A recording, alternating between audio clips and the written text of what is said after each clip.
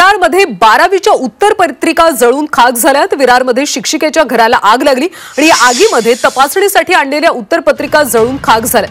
उत्तर पत्रिका तपासणीसाठी घरी आणल्या कशा असा सवाल विचारला जातो। उत्तर पत्रिका घरी घेऊन जाणं कायद्याने चुकीचं आहे। संपूर्ण प्रकाराची चौकशी करण्यात येणार असल्याची माहिती शालेय शिक्षण मंत्री दादा भुसे यांनी दिली।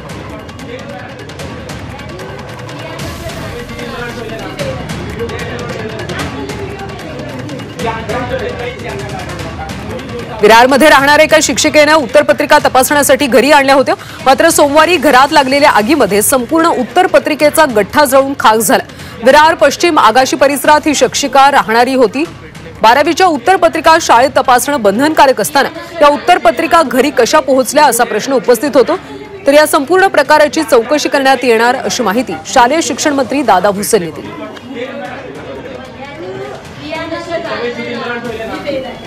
त्या उत्तर पत्रिका तपासण्यासाठी त्या शिक्षकांना दिलेल्या उत्तर पत्रिकांची तपासणी झाली। त्याची मार्कशीट पण तयार होऊन शाळेमध्ये आहे आणि त्या ज्या काही मॅडम घरी उत्तर पत्रिका घेऊन गेल्या होत्या हे कायद्याने पण चुकीचं आहे।